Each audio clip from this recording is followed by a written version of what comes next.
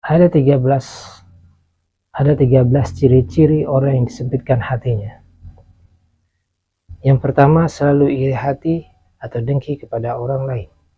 Bahagia melihat orang sengsara dan derita melihat orang senang.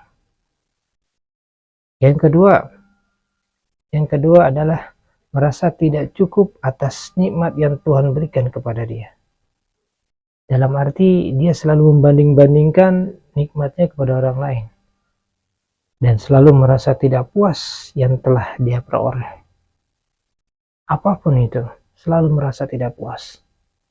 Dan yang ketiga, selalu temperamental atau emosional. Ada hal kecil marah, ada ini marah, itu marah, serba marah. Hati-hati, orang yang disempitkan hatinya. Dan yang keempat ini selalu tidak bersyukur atas nikmat Tuhan yang diberikan kepadanya dan nikmat dari orang lain yang diberikan kepada dia. Contohnya, dia selalu mengeluh. Dia selalu mengeluh. Yang dia peroleh saat ini selalu mengeluh. Apapun itu. Dan dia tidak menghargai sesuatu yang dia diberikan oleh dia dari orang lain. Apapun itu. Entah bentuk tenaga kah, entah bentuk benda atau makanan. Dia tidak menghargainya. Pemberian orang lain. Yang kelima, selalu buruk sangka kepada Tuhannya dan selalu buruk sangka kepada orang lain. Dia merasa Tuhan tidak adil, Tuhan tidak adil pada saya. Selalu aja ngucap seperti itu. Dan dia melihat orang selalu curiga, menaruh curiga. Jangan-jangan dia kaya karena korupsi, jangan-jangan dia begini begitu. Hati-hati, ciri-ciri sempitkan hatinya. Yang keenam, dia jika ada masalah tidak mau bermusyawarah atau berdiskusi. Yang penting usulannya atau pendapatnya harus diterima. Hati-hati. Dan yang ketujuh ini tidak menerima nasihat atau saran dari orang lain. Selalu mentah. Yang kedelapan, tamak atau rakus. Tamak atau rakus ini bukan dalam hal segi makanan, tapi dalam segi sosial, dalam segi kinerja. Seseorang yang memprioritaskan dirinya untuk mencapai sesuatu yang dia tuju.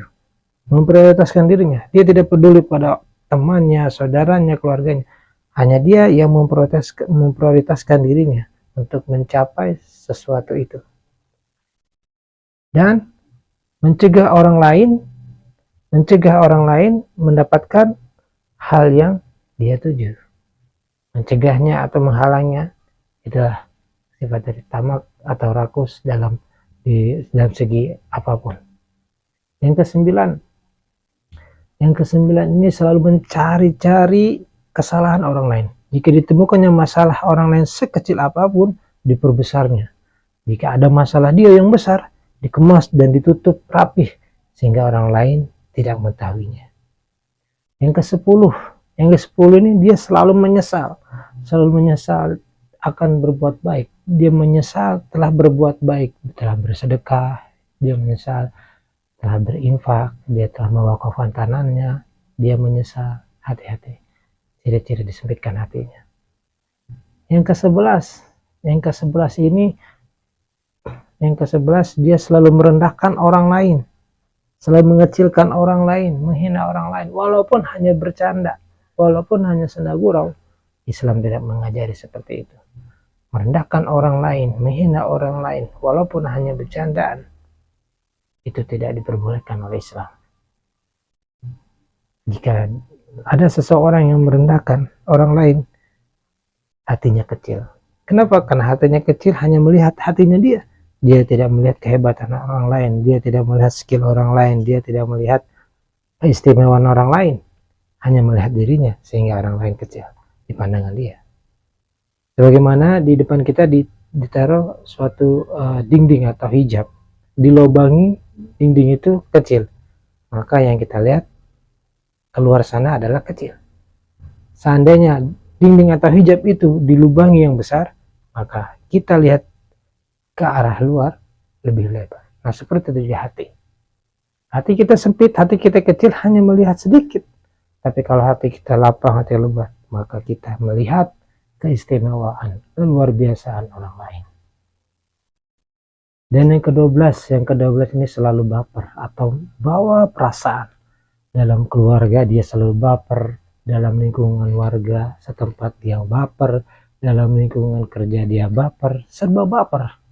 Hati-hati, ciri-ciri yang disebutkan hatinya.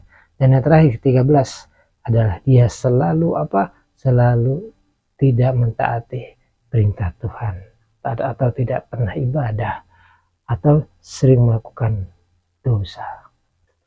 Bagaimana Allah mengecilkan, Allah menyempitkan hatinya dan menghitamkan, sehingga hidayah atau nasihat susah masuk, susah sekali, sulit untuk masuk. Kenapa? Karena hatinya kecil dan sempit.